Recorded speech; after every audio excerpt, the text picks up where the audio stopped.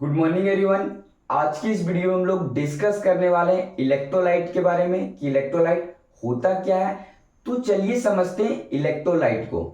दो substance when it dissolve in any solvent like water then it dissociate in its ion. Due to this reason they conduct electricity are called electrolyte. वैसा substance जिसे हम लोग जब water में dissolve करते हैं तो वो अपने आयन में डिसोसिएट हो जाते हैं। डिसोसिएट का मतलब होता है ब्रेक हो जाना, अलग हो जाना। अब उसके आयंस जब अलग हो जाते हैं, अब आयंस के वजह से ही क्या होता है, इलेक्ट्रिक करंट क्या होता है, कैरी करता है ना, इलेक्ट्रिसिटी उसमें फ्लो कर पाता है। तो वैसे सब्सटेंस को हम लोग क्या कहते हैं, इलेक्ट्रोलाइट कहते हैं। आप समझ पा रहे हैं मैं क्या बोल रहा हूं। देखिए इलेक्ट्रोलाइट बहुत सारे होते हैं। जैसे मैं अगर बात करूं तो NaOH है ना, sodium hydroxide, KOH potassium hydroxide, फिर HCl, H2SO4, CH3COOH ETC। Electrolyte जो होते हैं वो आपके बहुत सारे होते हैं। ये सभी इलेक्ट्रोलाइट्स के एग्जाम्पल है sodium hydroxide, potassium hydroxide, HCl hydrochloric acid है ना, फिर सल्फ्यूरिक एसिड H2SO4, फिर आपका एसिटिक एसिड है ना, इसे हम लोग इथेनोइक एसिड भी कहते हैं, CH3COOH। ये सभी जो है एग्जाम्पल है किनके, तो इलेक्ट्रोलाइट के। अब आप यहां पर ये समझोगे, इसमें मैंने एक टर्म यूज किया था सॉल्वेंट। तो सॉल्वेंट आपको पता होगा, सॉल्वेंट क्या होता है। सॉल्वेंट जो होता है वो एक तरह का ऐसा सब्सटेंस होता है जो क्या करता है, दूसरे सब्सटेंस को खुद में डिसॉल्व करने का काम करता है, उसको खुद में डिसॉल्व करवाता है। जैसे वाटर है, ठीक है, तो वाटर एक सॉल्वेंट के जैसा एक्ट करेगा। क्यों? क्योंकि अगर हम लोग उसमें नमक को डाल दिए, सपोज हम लोग वाटर में नमक को डिसॉल्व कर रहे हैं, तो नमक जो होगा उसमें क्या होगा, घुल जाएगा। तो वहां पर वो क्या कर रहा है, पानी, वाटर जो है वो नमक को खुद में घुला रहा है, तो वहां पर वाटर जो है वो सॉल्वेंट हो गया। इट मीन्स सॉल्वेंट जो होता है वो दूसरे को खुद में डिसॉल्व करवाने का काम करता है। और सॉल्वेंट हम लोग एक और तरीके से जानते हैं, जिसका अमाउंट सॉल्यूशन में ज्यादा होगा, मोर होगा, उसे भी हम लोग क्या कहते हैं, सॉल्वेंट कहते हैं। तो सिचुएशन जिस प्रकार से रहेगा उस प्रकार से हम लोग सॉल्वेंट को समझते हैं। आप समझ पा रहे होंगे। देखिए इलेक्ट्रोलाइट तो हम लोग समझ गए कि क्या होता है, कि एक ऐसा सब्सटेंस है जिसे हम लोग वाटर में डिसॉल्व कर रहे हैं, तो वो क्या हो रहा है, अपने आयन में डिसोसिएट हो रहा है, और उसके वजह से क्या हो रहा है, वो इलेक्ट्रिसिटी कंडक्ट कर रहा है ना। अब उसी के बेसिस पे इलेक्ट्रोलाइट आपके दो टाइप्स के हो जाते हैं। कितने टाइप्स के हो जाते हैं, 2 टाइप्स के हो जाते हैं इलेक्ट्रोलाइट। वो कौन कौन से हैं, स्ट्रॉन्ग इलेक्ट्रोलाइट और वीक इलेक्ट्रोलाइट। तो इलेक्ट्रोलाइट जो हो गए वो आपके 2 टाइप्स के हो गए, one is strong electrolyte, another is weak electrolyte. अब आखिर में जो स्ट्रॉन्ग इलेक्ट्रोलाइट या फिर वीक इलेक्ट्रोलाइट होता क्या है, स्ट्रॉन्ग इलेक्ट्रोलाइट होगा क्या, तो ये बात को समझोगे, ये एक ऐसा इलेक्ट्रोलाइट है, those electrolyte in which dissolve in water then its ion completely dissociate। ऐसा इलेक्ट्रोलाइट जिसे हम लोग वाटर में डिसॉल्व करते हैं और वो कंप्लीटली अपने आयन में डिसोसिएट हो जाते हैं, तो वैसे इलेक्ट्रोलाइट को हम लोग स्ट्रॉन्ग इलेक्ट्रोलाइट कहते हैं।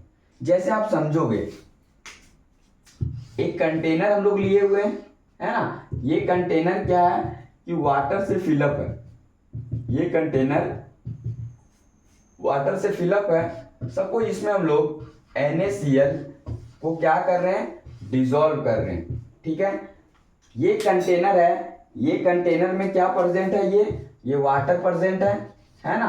अब इस वाटर में हम लोग NaCl जो सब्सटेंस है उसे डिसॉल्व कर रहे हैं, तो होता क्या है कि Na plus Cl minus, Na plus Cl minus.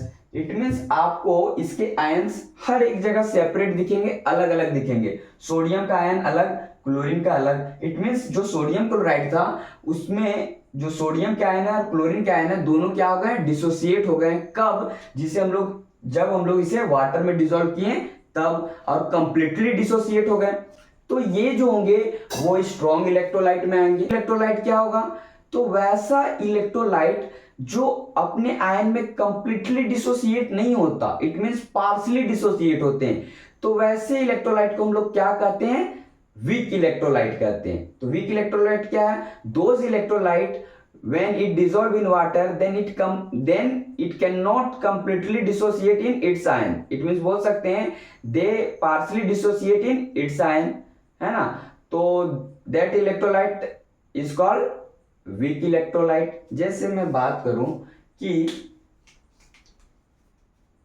Same इसी वे से कि हम लोग कंटेनर लिए हुए हैं और इसमें भी सेम एक्टिविटी आप समझोगे क्या, कि इसमें भी क्या रहेगा, वाटर रहेगा, क्योंकि वाटर एज अ सॉल्वेंट यहाँ एक्ट कर रहा है। अब जो वाटर है, ठीक है, अब इसमें हम लोग यहाँ पर लिए हैं CH3COOH, जो किसका केमिकल फॉर्मूला है, एसिटिक एसिड का, या फिर हम लोग इथेनोइक एसिड भी बोलते हैं। जब हम लोग इसे वाटर में डिसॉल्व करते हैं ना, तो क्या होता है, कहीं कहीं आपको CH3COO देखने को मिलेगा और H यहाँ पर प्लस में, अब CH3COO माइनस में, और कहीं कहीं आपको CH3COOH ही देखने को मिल जाएगा। इट मीन्स वो कंप्लीटली डिसोसिएट नहीं हुआ इट्स आयन में, अपने आयन में कंप्लीटली डिसोसिएट नहीं हुआ है। आप यहाँ समझ रहे होगे मैं क्या बोल रहा हूँ। एक कंटेनर हम लोग लिए हुए हैं, इसमें वाटर फिलअप है, वाटर यहाँ सॉल्वेंट का एक्ट कर रहा है, सॉल्वेंट जैसा एक्ट कर रहा है। अब यहाँ पर क्या है कि हम लोग CH3COOH, इट मीन्स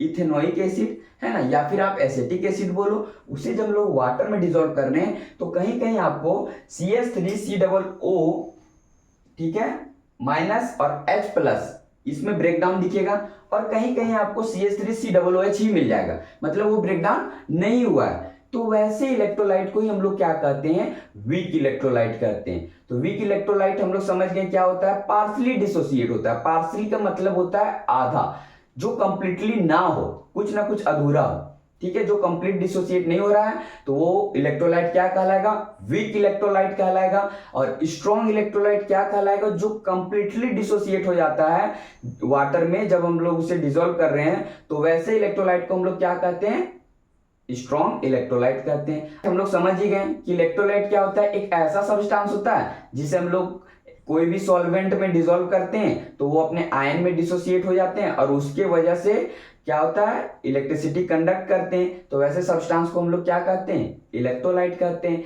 तो जितना भी मैंने बताया, चाहे hydrochloric acid, sulphuric acid, acetic acid, है ना, नाइट्रिक एसिड HNO3, या फिर हम लोग बात करें सोडियम हाइड्रोक्साइड, पोटेशियम हाइड्रोक्साइड, ये सभी क्या है, ये सभी इलेक्ट्रोलाइट के एग्जाम्पल है ना। ये सभी को जब हम लोग जैसे सॉल्वेंट बात करें वाटर में, जब हम लोग डिसॉल्व करते हैं तो वो अपने आयन में डिसोसिएट हो जाते हैं। जैसे सोडियम हाइड्रोक्साइड है, जब उसे आप वाटर में डिसॉल्व करोगे तो सोडियम का आयन अलग, हाइड्रोक्साइड का अलग, इट मींस Na+OH-। तो इसकी वजह से वो क्या होंगे, उसके आयन जो होंगे वो इलेक्ट्रिसिटी कंडक्ट करेंगे, तो वो क्या कहलाएंगे, इलेक्ट्रोलाइट कहलाएंगे वैसे सब्सटेंस। आई होप आप इलेक्ट्रोलाइट को समझ गए होंगे।